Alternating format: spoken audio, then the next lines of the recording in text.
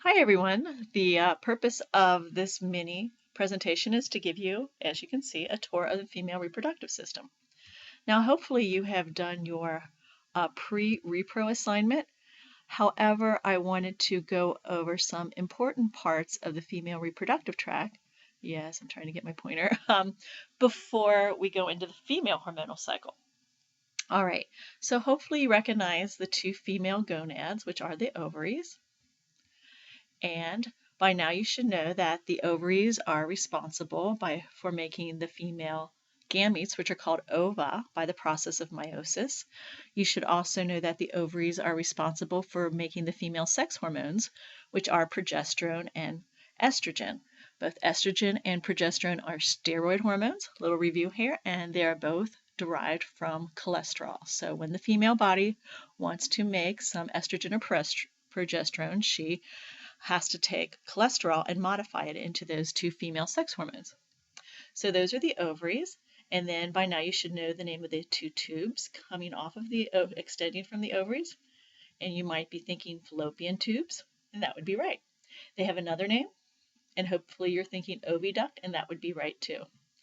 The oviducts are very amazing. I mean, these are very, very delicate, thin tubules or duct. In fact, the diameter through which the ovum passes through is about the size of a human hair. So that gives you an idea of the scale that we're talking about.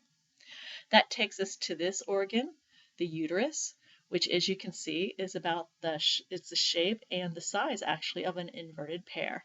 So the uterus is about the size and shape of an inverted pear. The uterus has another name.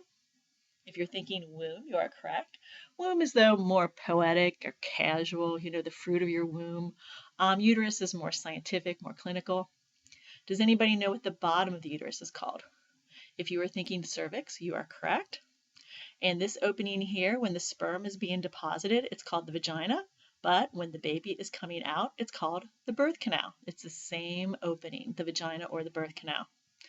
Now, it might interest you to know that the vagina is typically very, very, very inhospitable to sperm because it's acidic. So typically when sperm are deposited into a female's vagina, 25% die right away. And it's not because the female reproductive tract is trying to be anti-sperm, if you will. The issue is that the female reproductive tract is open to the environment and therefore vulnerable to infection. So by keeping this area acidic, that helps kill off microbes and prevent an infection of the female reproductive tract, which could actually include or could cause for infertility or even sterility. All right. Back to the uterus. It is made out of smooth muscle, which again is involuntary. We talked about this last lecture when we talked about oxytocin. So the uterus has oxytocin receptors. So again, this is smooth muscle. There's no woman in the world who's going through labor and she thinks, oh, I think I will contract my uterus now and force out the baby. No, this is an involuntary reaction and it's caused by oxytocin. If you work in the medical field or know somebody who does, you might know that they use Pitocin to stimulate labor if they wish to do that for a woman, and it should not surprise you then to know that Pitocin is actually a form of oxytocin. All right, so again, the uterus is a muscular organ, but on the inside of it is the inner lining of the uterus. This is on your lecture guide, the endometrium, which is thick and plush, full of blood and blood vessels.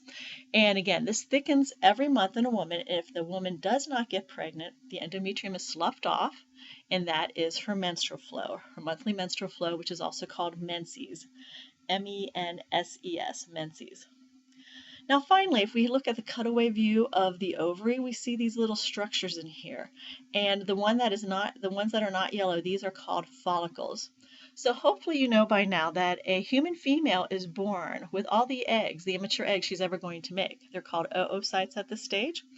So because hopefully you learned in Bio 151 that a human female starts meiosis when she is a fetus inside her own mother. Isn't that crazy?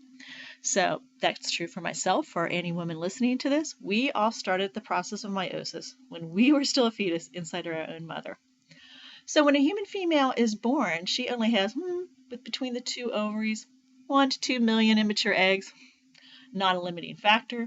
When she hits puberty, though, there's only about 500,000 eggs left, and actually in the course of her lifetime, she'll only ovulate about 500 of these. Now, these eggs are stored in these three-dimensional spheres called follicles. All right, so that's what you're seeing here, these little pink things.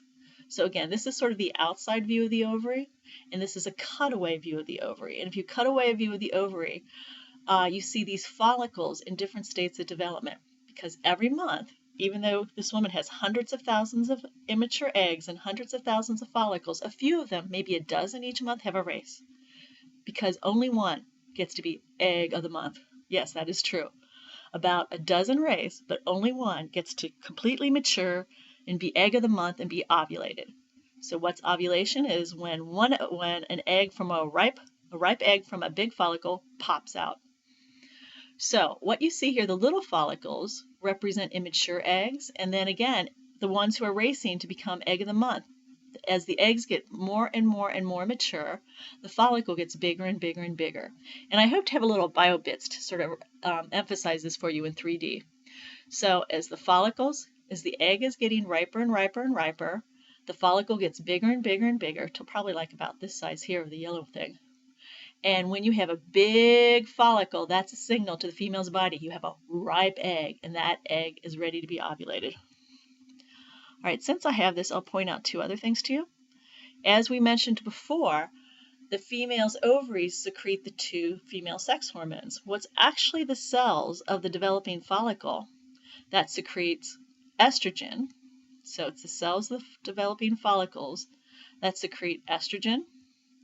And then what you'll see in today's PowerPoint presentation, after the egg has popped out, after ovulation has occurred, the follicle cells mitose and fill in, and they form this new structure here, which you don't have to write this down because you'll see it in your PowerPoint presentation, which is called the corpus luteum, which literally means yellow body.